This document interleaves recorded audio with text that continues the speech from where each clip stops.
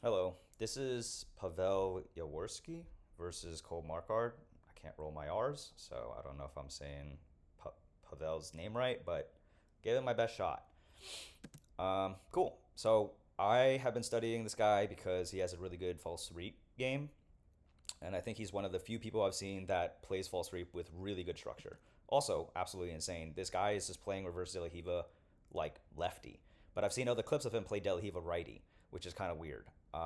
Don't know why people do that, but I've mostly seen people put guard players in an uncomfortable position by passing lefty, right?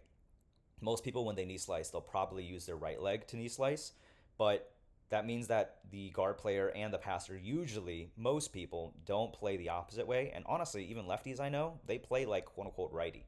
So it's interesting to see that he's playing reverse De La Hiva this way with his left leg in between the legs, but also plays De La Hiva with his left leg on the outside. And I don't know. This is kind of interesting. I'm not sure if he just has a preference that way, but we'll see what he does. The false reap, right? Kind of coming back, kind of popping off. Something he does really well is his structure. So something I wanted to talk about is like you see how he's posting up on his shoulder, and I know he's definitely aware of this. His seminar talks about this, but you want to have a straight spine. I don't think you should not be lying on the mat and with a curved spine because you're just gonna get crumpled like a crouton.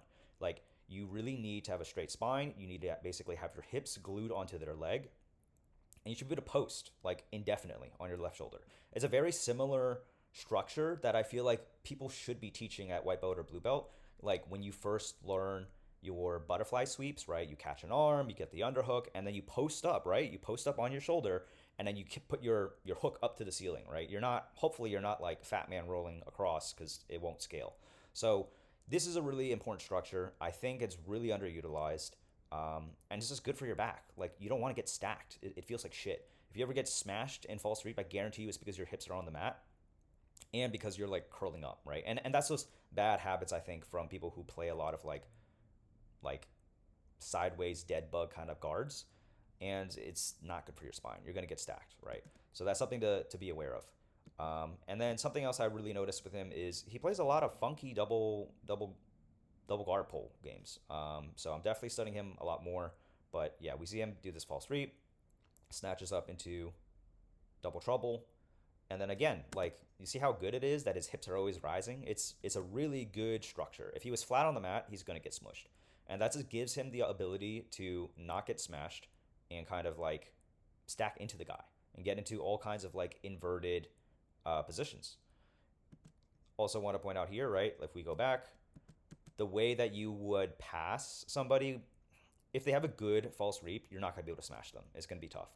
What you actually need to do is to disengage your right leg, your far side leg. I guess it would actually be the opposite because most people actually play false reap on the other way. It would usually be your left leg. In this instance, is this top player's right leg. So you want the right leg to basically scoop behind their bottom leg.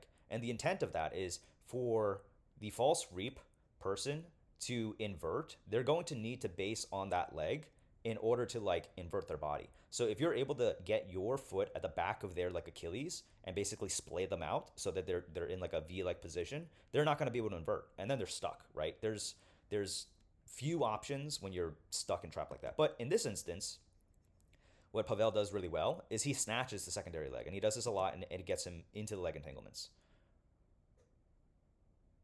Right, by snatching that, he eliminates the ability of the guy to like negate his inversion, and at the same time he's always posted up on his shoulder, right? Like his spine is fine, he's not getting stacked, and he's not well, a little dicey there, but it gives you the ability to invert through. And like false reap is good if you have structure, and it is a little dicey sometimes if you are going to sell out on the leg lock, I think. um, there's definitely opportunities where if they're hiding their legs and they're leading with their upper body, you should probably attack with the upper body, right? You should be, and I know in Nogi you don't have a collar sleeve or anything like that, but that's why I think you should probably learn some arm saddle entries. You should learn some Choi bar entries because that's what they're giving you, right? It doesn't make sense. And we could look at later clips where if you do sell out for the legs, you're going to basically get stuck and smushed, right? And then here, really nice, kind of, don't know how he didn't tap. I would tap immediately, but that's because I don't compete and I'm not good. This is also something I feel like is kind of underrated. I don't know why, but this is very similar to like there was a viral clip of Craig Jones, I don't know, maybe 4 years back. And then even before then, I think Eddie Cummings is the first person to actually do this, where you can attack a straight ankle on one side, and because of your leg that's on the inside from your single leg X is basically going to set you up for a saddle. And you can just back step around in order to get into saddle. This is kind of similar to that. So I see that he uses a lot of these situations where they're both self-pinning on one hip, right? His left hip and his right hip are pinned. That gives him so much space up here to backstep, right?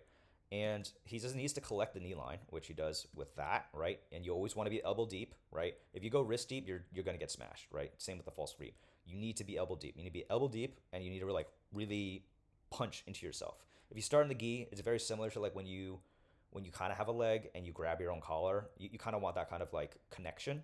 But in no gi, you obviously don't have a collar. You just need to like really get elbow deep. That's just so important.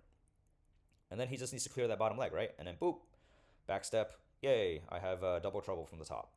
And it's just tough. It's really tough to deal with.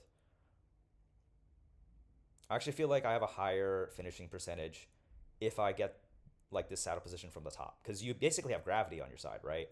But in this instance, they kind of roll out, and then yeah, he gets the position. That's dicey. Guy's not toe pointing, so he's unable to escape, and a nice bridge right into the knee, right? That's we're not doing 2008 shitty leg locks where he's oblique twisting this way. That's not really going to do anything.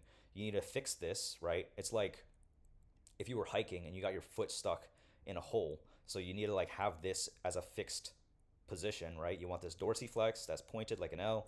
You want this like completely like the slack taken out, and then you bridge into the knee, right? Obviously, when you train with people you trust. Be nice. Don't fucking cripple your friends. But yeah, look at that. Ugh, yikes. Yeah.